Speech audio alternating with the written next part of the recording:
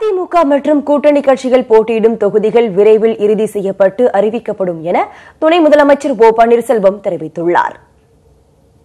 அதிமுக தலைமையிலான கூட்டணியில் பாஜக, பாமக, தேமுதிக, தமாக உட்பட மொத்தம் 7 கட்சிகள் இடம்பெற்றுள்ளன. கூட்டணியில் இறுதியாக இணைந்த தமாகவுக்கு ஒரு தொகுதி ஒதுக்கீடு செய்து நேற்று கூட்டணி ஒப்பந்தம் கையெழுத்தானது. மேலும் 21 தொகுதிகளுக்கான இடைத்தேர்தலில் அதிமுகவை தமாக ஆதரிக்கும் என்றும் துணை முதலமைச்சர் ஓ பன்னீர்செல்வம் தெரிவித்தார்.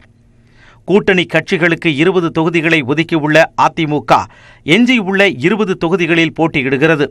இந்த நிலையில் ராயப்பேட்டையில் உள்ள அதிமுக தலைமை அலுவலகத்தில் கூட்டணி கட்சி நிர்வாகிகளுடன் ஆலோசனை கூட்டம் நடைபெற்றது. இதில் முதலமைச்சர் எடப்பாடி பழனிசாமி, ஓ பன்னீர்செல்வம், பாஜக சார்பில் மத்திய அமைச்சர்கள் பியூஷ் கோயல், பொன் ராதாகிருஷ்ணன், தமிழிசை சவுந்தரராஜன், தேமுதிக சார்பில் சுதீஷ், பார்த்தசாரதி, பாமக சார்பில் ஜி.கே. மணி, ஏ.கே. மூர்த்தி உள்ளிட்டோர் பங்கேற்றனர். இந்த கூட்டத்தில் பேசிய ஓ பன்னீர்செல்வம், கூட்டணி கட்சிகளுக்கான தொகுதிகள் பின்னர் அறிவிக்கப்படும் என தெரிவித்தார். தொகுதிகள் எந்தெந்த தொகுதிகள் என்ற பேச்சுவார்த்தை நல்ல வகையில் மகிழ்ச்சி தரக்கூடிய வகையில் சிறப்பாக இறுதியில் நடைபெற்றிருக்கிறது. யார் எந்தெந்த இயக்கத்திற்கு, எந்தெந்த கட்சிக்கு எந்தெந்த நாடாளுமன்ற தொகுதிகள் என்பதனை முறைப்படி பின்னர் அறிவிக்கப்படும் என்பதனை நான் தெரிவித்துக் கொள்ள கடமைப்பட்டிருக்கிறேன். அவரை தொடர்ந்து பேசிய பியூஷ் கோயல், விவசாயிகள், நெசவாளர்கள், சாமானிய மக்களுக்கு நல்ல திட்டங்களை கொடுக்க இணைந்து பணியாற்றுவோம் என்றார்.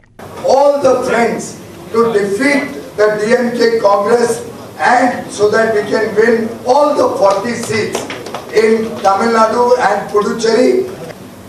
Today the people of India want a strong government led by a strong and decisive leader. இந்த கூட்டத்தில் சில தொகுதிகளை மாற்றித் தருமாறு பாமகவும் தேமுதிகவும் கேட்டதாகவும், வெற்றி வாய்ப்புள்ள அந்த தொகுதிகளை விட்டுத்தர அதிமுக தயங்குவதாகவும் கூறப்படுகிறது.